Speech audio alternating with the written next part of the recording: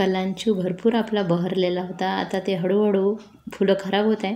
पहिलं तर या झाडाचे सुकलेले फुलं पूर्ण काढून घ्यायचे. कोणत्याही झाडावर हे आपण काम करू शकतो, कारण ते एक्स्ट्रा एनर्जी झाडांची घेत असतात आणि या झाडाच्या पानामध्ये सुद्धा पाणी असते. त्याच्यामुळं उन्हाळ्यात काय करायचं याला, आता एकदम जास्त उन्हामध्ये जर आपण याला ठेवलं तर हे झाड पूर्णपणे खराब होऊ शकते आणि याच्या पानामध्ये पाणी असल्यामुळे याला खूप जास्त पाणीसुद्धा आपण देऊ शकत नाही. त्याच्यामुळे झाड खराब होईल. म्हणजे माती सुकल्यावर याला पाणी द्यायचं, ही काळजी घ्यायची. सुकलेले पानं, किडलेले पानं हे पूर्ण आपण काढून बाजूनं करायची. याची भरपूर कटिंग आपण लावू शकतो. कटिंग जर तयार केली तर एखादी झाड खराब जरी झाला तरी मग पुढच्या वर्षी आपल्याला रोपे मिळतील.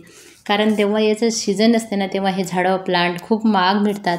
तेव्हा मात्र आपल्याला घ्यायची इच्छा होते नाही. पण आता ते वाचवायचे कसे, तर बघा, सुकलेले पानं फुलं पूर्ण तोडून घ्यायचे. सावलीच्या ठिकाणी, सकाळची ऊन मिळेल अशा ठिकाणी आपण हे झाडं ठेवू शकतो आणि कटिंग वाढवल्यामुळे भरपूर कटिंगसुद्धा आपल्याकडे तयार होईल. याच पद्धतीने हे काम मी करतच राहते. जेव्हाही बागेमध्ये येते ना, जेव्हा सुकलेले फुलं दिसतात तेव्हा काढून घेते.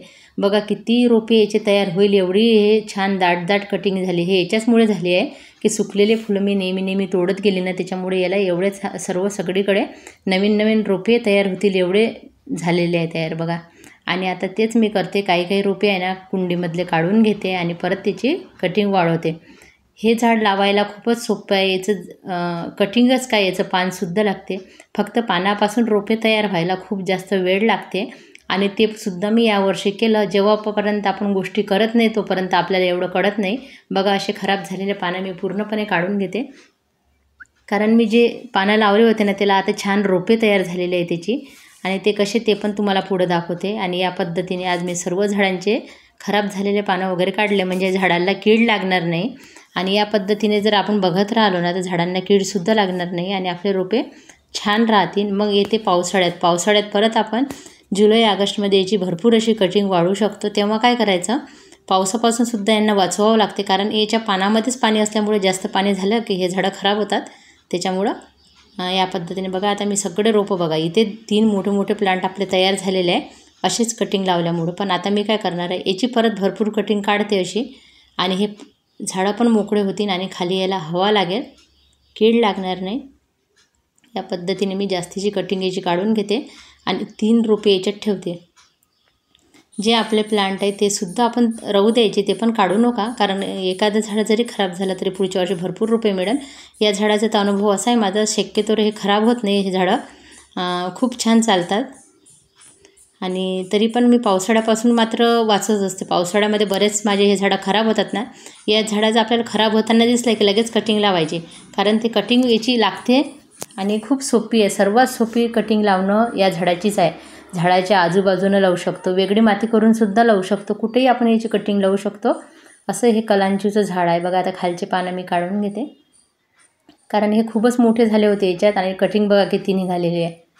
खूप मोठे झाडं झाल्यामुळे हवा लागत नाही आणि कीड लागण्याचं प्रमाणसुद्धा होऊ शकतो, म्हणून मी या पद्धतीने सगळे काढून घेतले. आणि आता ही कटिंग माझ्याकडे भरपूर तयार होईल. खालचे पानं थोडेसे काढून घेते आणि परत लावायला सुरुवात करते.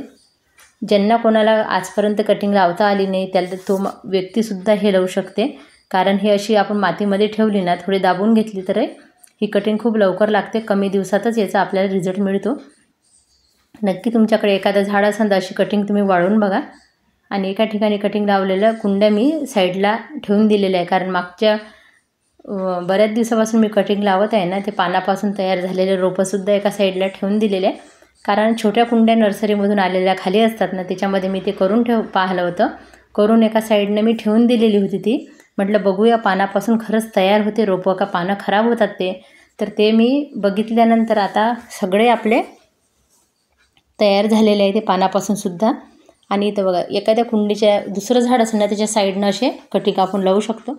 बघा, इथं पान लावलं होतं, पान पण ग्रो झालेलं आहे. तेच मी तुम्हाला दाखवण्याचा प्रयत्न केला आहे, कारण बऱ्याचदा अशी जाडे पानं याचे जे असतात ना ते लावून बघायचे, पण तसं तर कटिंग खूप लवकर लागते. बघा, हे सर्व पानापासून तयार झालेले रोपे आहे.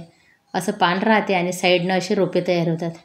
बरेच दिवसापूर्वी लावलेले आहे आणि एका साईडला ठेवून दिलेले होते झाडांच्या खाली, आणि याला तिथेच राहू दिलं आहे. हे सुद्धा पानापासून तयार झालेले रोपे, हे नाही आहे. हे बघा, हे पिंक कलरचे आहे. हे सगळे मी कटिंग लावलेली आहे, साईडनं ठेवून दिलेली आहे. बघा हे पानापासून तयार झालेलं रोप बघा, हे खराब झालेलं पान आणि त्याच्यापासून हे रोप तयार झालं. आणि हे बघा पान, याला पण छान अशा मुळ्या आल्या. अशा पद्धतीने आपण कलांची वाचू शकतो. धन्यवाद.